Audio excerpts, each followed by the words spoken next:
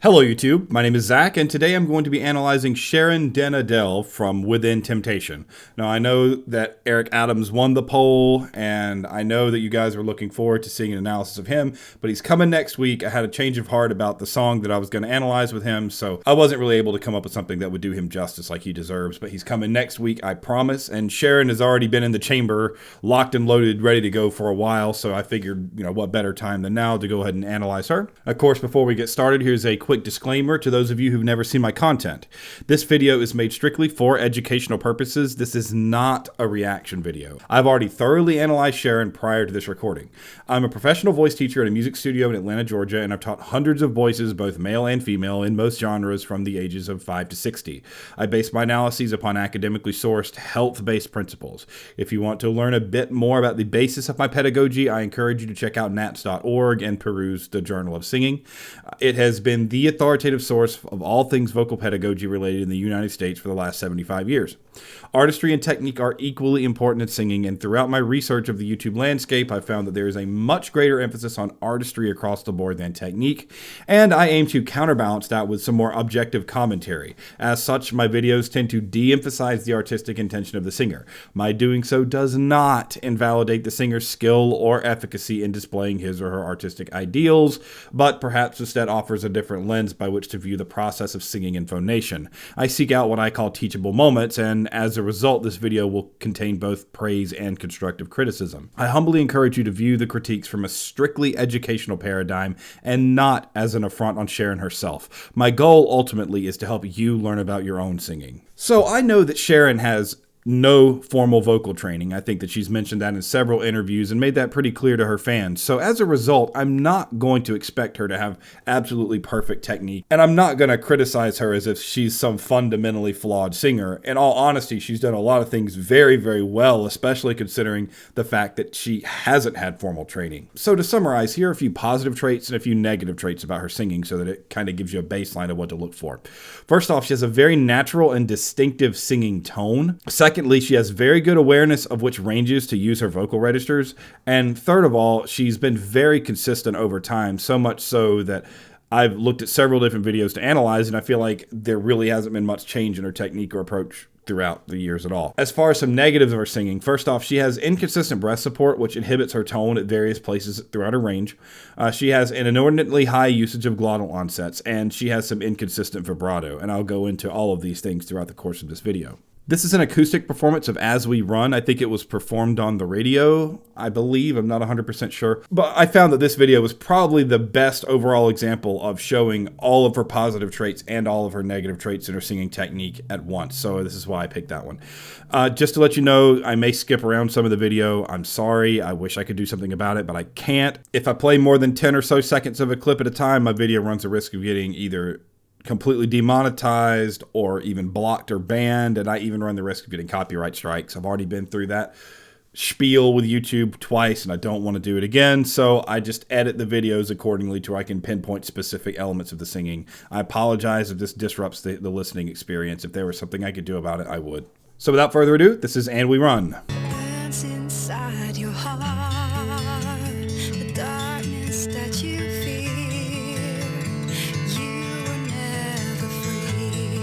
The first thing I'd like to point out about her singing here that's pretty good is the fact that she has a very good sense of line. What I mean by that is that when she sings, she allows the duration of each vowel to carry through from note to note. And in doing so, it makes her phrases seem complete, and it makes them seem coherent, and it seems like it's all connected, as opposed to some singers who kind of separate the words in between each word. The syllables don't connect together very well. She does a very good job of connecting everything together. So that's the first praise about her singing for sure. One thing to point out on something that technically isn't the most amazing thing in the world is that she has a lot of extra air coming through her sound. And I found this on all of the videos that I watched of hers. She has this extraneous flow of air that pushes through the singing mechanism when she phonates. And so what that does is it causes the folds to separate a little bit more than they might otherwise naturally do. Like if you speak, typically you don't put this like airy kind of thing through your speaking voice.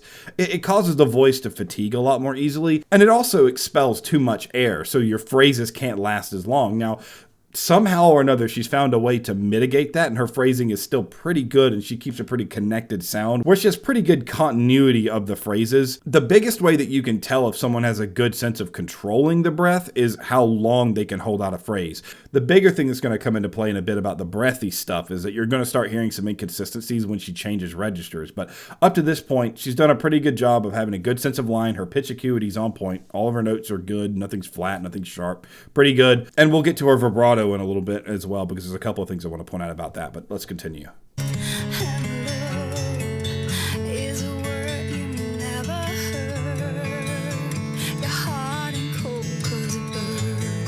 So one thing to point out here is that at the end of some of these phrases that she's singing, I don't know the words to the songs or anything, but I can hear the consonants. A lot of the consonants at the end of these phrases end with an R sound, like a A lot of times as singers, in terms of sheer singing technique, we find it easier and better if you don't lean on that sound at the end of the phrases, because the sound creates tension. Like if you make that sound yourself, you can feel, if you put your hand underneath your jaw, that it kind of tightens up and clenches up a bit. And so that adds to extraneous tension in the face and in the mouth that really isn't needed to phonate. The R sound also isn't a vowel. And so since we sing on vowels, typically you don't want to lean on the consonants in place of the vowels. Vowels are what give the singing sound beauty. I mean, imagine if I walked around and I sung on nothing but consonants.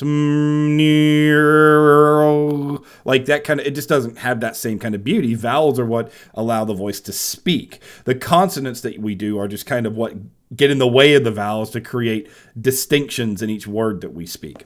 So I say all that to say that in your singing, if you have a phrase that ends in a consonant, try to find the closest vowel and lean on the vowel. So instead of like singing for example, you might sing instead of You could probably hear a tonal difference between the two as well. That's just a quick thing to point out that I noticed from this particular phrase that she sung.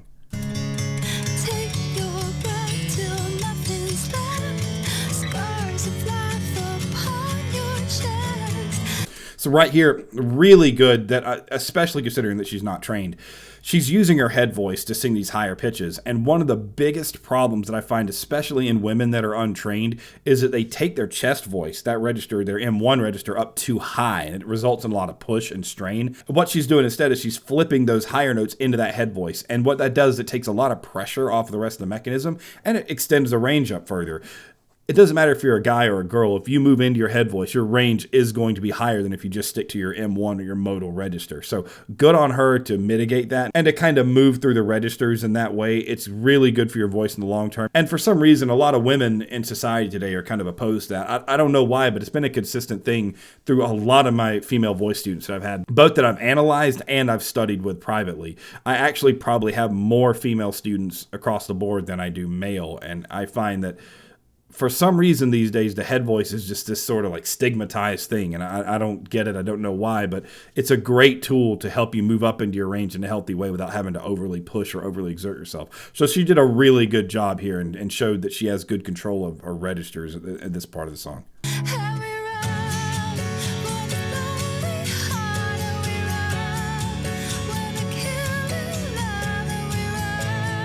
Yeah, so consistently throughout this entire phrase, she's using that flip into the head voice like I mentioned a minute ago. Very nice. One thing that I want to point out, and this might not entirely be her fault. It could be because she's wearing a headset and she's having to hold the headset on. She has her jaw a little bit protruded forward, and what that does is it causes extra tension in the neck, and that can impede upon the singing sound sometimes. Now, I don't necessarily hear anything in her singing sound at this point that is indicative of that, but I just want to point it out, just so you can know, when you sing, you want your posture to be aligned so that the mechanism is, vertical and there's no crimps in the tube, so to speak, from where the air originates and from where it comes out. You want that to be as aligned and as straight as possible. So, just take that for your own knowledge and own benefit. I don't necessarily think it's hindering her in this case, but it's still not a habit that you want to have all the time, like bending your neck forward. I had that problem a lot when I was in high school back 17 years ago or whatever, when I was really just trying to learn to develop my voice. I'd stretch my neck up when I wanted to sing notes, and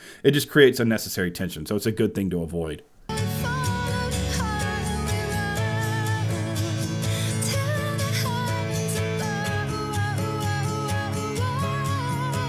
So I want to take a moment to talk a little bit about her vibrato. Now, I've gone in depth about vibrato on multiple other videos, and I don't necessarily want to give an entire primer on the way that vibrato works here again. But to keep it simple, a healthy vibrato, a naturally occurring vibrato, is one that is caused by a total relaxation of the vocal folds and everything around the mechanism. The soft palate raises, the larynx lowers, and the folds oscillate. There's this natural oscillation that occurs when they fully close and they're relaxed.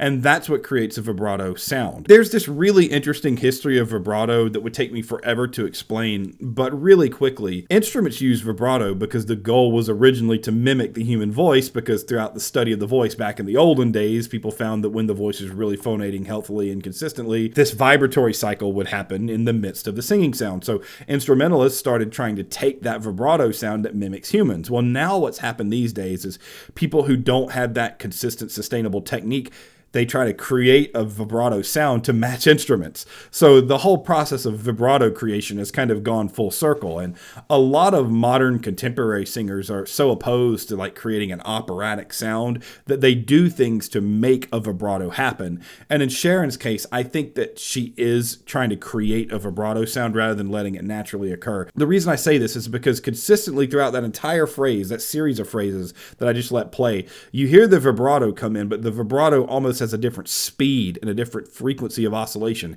every time. And what that tells me is that there's some sort of muscular contraction or engagement that is causing the vibrato to happen, whether it's on the folds themselves or something below or even something in the mouth. Now, I've talked about the whole gospel jaw vibrato several times in other videos where you see the jaw motion create the vibrato. That's definitely not the case here. So that means that this particular vibrato is coming from something internal.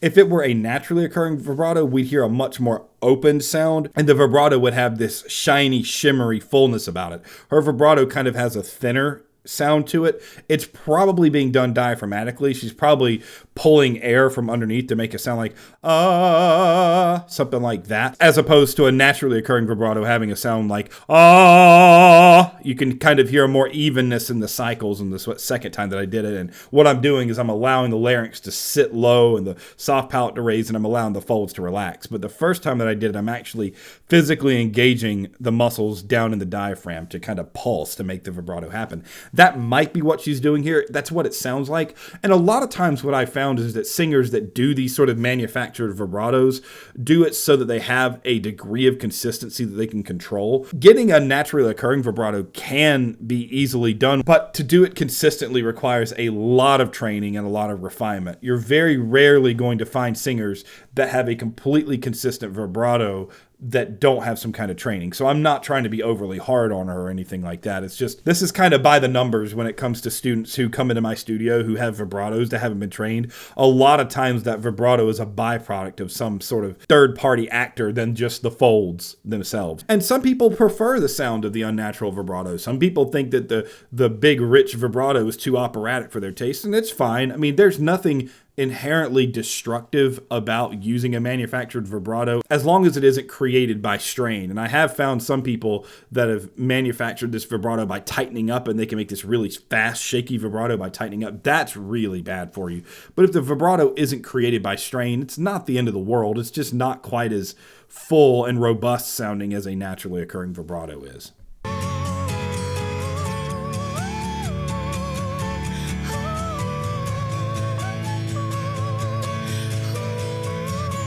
Okay, so I applaud her for what we just saw.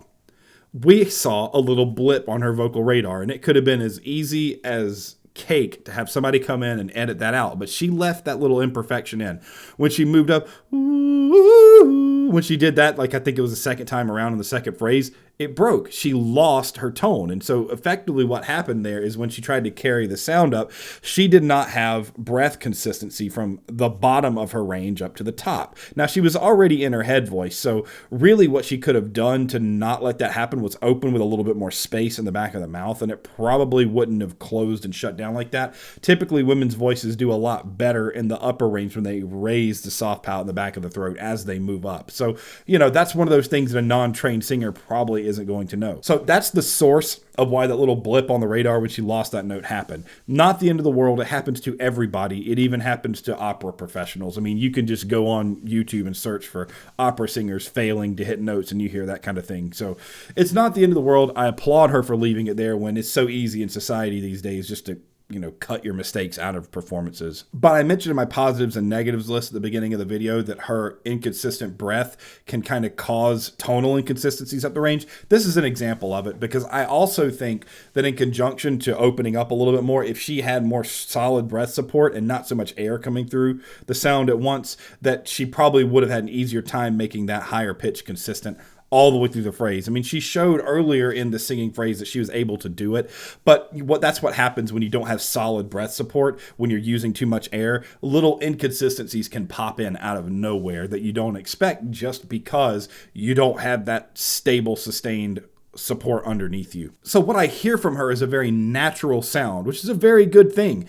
The air that comes through is probably a choice that she makes because she's trying to create a specific singing affect. And the good and the bad about that is that the good is that it creates a specific sound. Some people think that breathy sound is intimate. Some people think that it's like someone's telling you a secret. It creates a certain vibe or aura around the person's singing sound, which is a good thing, but it does have its drawbacks. And the drawbacks, one, if you use more air than is needed, you're not going to be able to last as long as you can in phrases most of the time. And secondly, and more importantly, when there's extra air coming through the folds, through the glottis, the point where the folds touch, if the air keeps the folds from fully closing, eventually that will cause vocal damage. And it might take 10 or 15 years, but that tends to lead to vocal injuries and vocal problems because the folds are designed to function when they're fully closed. And if the air is inhibiting them from closing, then what it does is it unevenly distributes the work across the mechanism, and the parts of the folds that touch anyway, despite the air, get overworked. John Mayer, for example, I think developed a granuloma from it. Just stuff like that. It can cause vocal injury for sure. So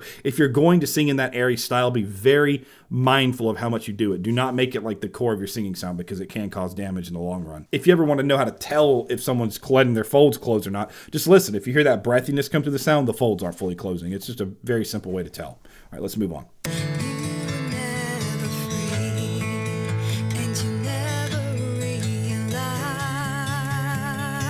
One thing that I got to say that she does really well, considering she has no training, is her singing placement is very good. Like, a lot of times untrained singers stick a lot of the sound in their nose, that kind of thing. In her case, it's not. The placement is nice. Her resonance is put in the throat. It's not put up in the front of the face. It's very good. And I think that that's kind of shows her natural singing ability.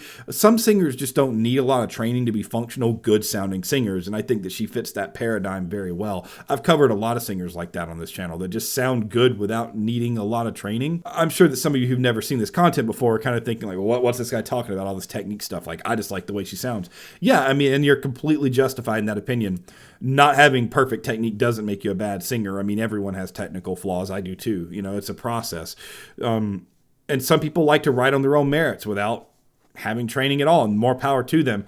The reason that these things are important is that while there are tons of singers who don't want training or don't need it or try to go without it, there are tons of singers who want training as well. And these are the kinds of things that voice teachers emphasize when you come into a voice studio and take lessons. These are little technical errors that the audience probably won't be that privy to, but will help your voice be more sustainable.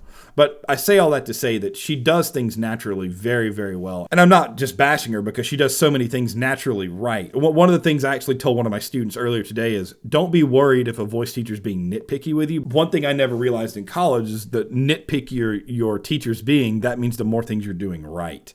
So she's already at a point to where, like, if she came to me for a voice lesson or something, I'd be able to forego a lot of the fundamentals and we could just focus on her breath support and we could focus on, making that vibrato more even, and she'd be even better than what she is now. Those are the little things that I say that could improve her voice. Other than that, she does a lot of things really well.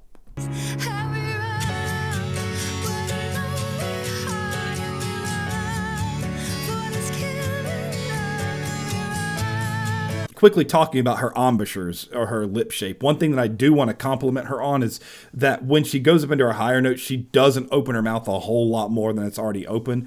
There's such a major problem that untrained singers have, that when they go to sing higher, they think they have to open their mouths more. but it actually works contrary to the mechanism when you do that.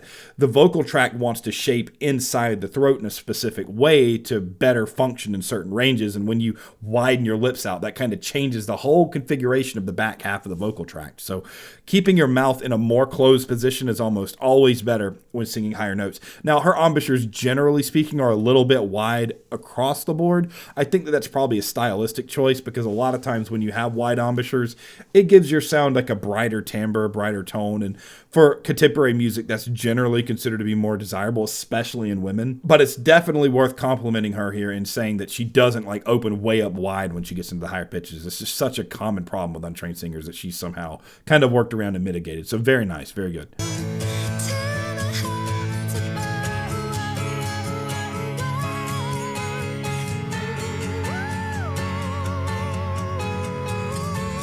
This is really nice. I like the song. I really like her voice. As any of you who've watched my videos for any extended amount of time know, I always comment on the tension, like how tense is she. She's done a really good job of avoiding engagement in the face. Like, there's not a lot of facial tension. I haven't seen any sort of expressive features of her singing that wouldn't naturally be done by singing anyway. Like, no tensing of the forehead, no tensing of the cheeks. She's raised her cheeks a couple of times. No big deal. That's perfectly acceptable in contemporary singing. It's pretty much accepted and considered to be the norm. So I just wanted to quickly touch on that. Like, her tension elements of her singing are pretty darn good. A lot of times when people don't have that super strong underneath breath support, you hear a lot of tension come out in the singing mechanism, but you don't really hear it with her. So good on her. Good job.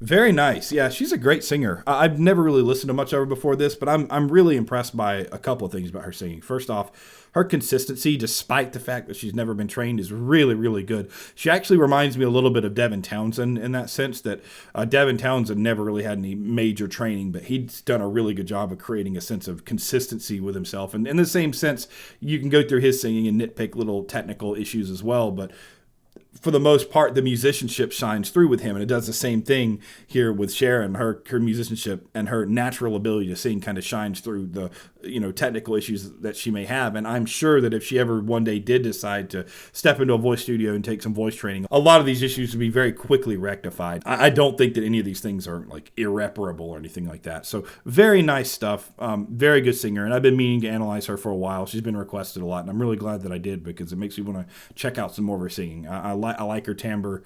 I really like her musicality, and everything I've ever heard her sing up to this point. Her voice just always seems to complement it very well. She does a really good job of making her voice fit the music that she sings. So good on her. And so that's it. Thank you for watching. I do have a Patreon. I do give voice lessons. You all know that spiel. If you're new to my content, please like, please subscribe. You all know how the YouTube thing works. Subscribers are the be all end all and whatnot. So please subscribe. Please follow me. If you have any questions, please leave them in the comments. I'd be happy to address as many of them as I possibly can. And please tell me some other things to check out of hers. I've watched about 6 videos of her singing up to this point, and I'd like to hear some other things. So if you have some really good recommendations, I'd love to hear them and to check it out. I'm also on Twitter and I'm on Instagram. I'm also on Twitch. I've started streaming every now and then. I also stream on YouTube. If you catch me streaming on YouTube, feel free to drop by. I want to kind of build a little bit of a community through that as well, since YouTube is actually letting me stream on here. So feel free to check me out there if you ever see me online. The Discord server is coming back soon. I'm just getting the finishing touches of putting everything together, and I'm going to reopen it to the public, and hopefully we'll have some really good conversations and you all can join me in there. Next week, Eric Adams is coming. I promise, no matter what, he is coming next week. I'm going to be looking through his videos, and I may even do 2 on him, so we'll see. So that's it. I hope to see you all again next week. Thanks. Bye.